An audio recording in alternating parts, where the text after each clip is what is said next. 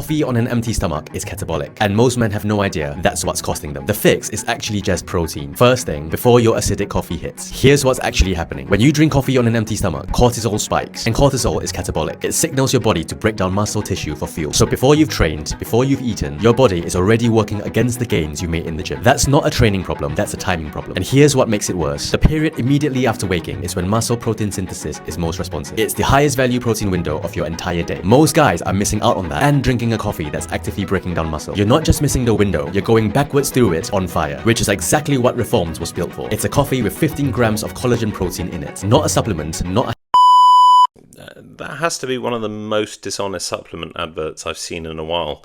And not because everything they say is false. It's because almost everything they say is technically true. And that's exactly how they trick you. Watch this. Coffee raises cortisol. True. Cortisol is catabolic. Also true. But then they want you to conclude, therefore your morning coffee is costing you muscle gains. And that's where the entire argument falls apart. Because cortisol naturally rises every single morning, whether you drink coffee or not. It's called the cortisol awakening response. It's a normal part of human physiology. And for regular coffee drinkers, the cortisol response to caffeine becomes significantly blunted anyway. But let's go further. Exercise is catabolic.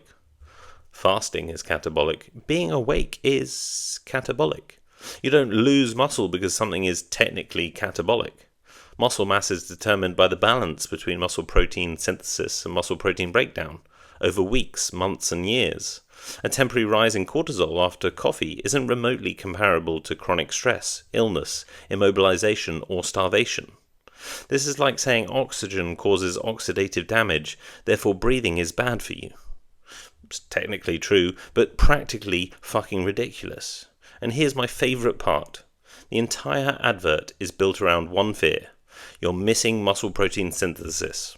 Okay, let's assume that's true. Then why is the solution collagen? Because collagen is actually one of the worst proteins you could choose if your goal is maximizing muscle protein synthesis. It's low in leucine, and leucine is one of the key amino acids responsible for triggering muscle protein synthesis. So the whole pitch is you're losing muscle because you're missing an anabolic opportunity. And the solution is a protein source that's objectively inferior for stimulating that anabolic response. It's like telling someone they're dehydrated and then handing them a vodka. The problem isn't that coffee is destroying your gains. The problem is that supplement companies know just enough science to sound convincing. Cunt.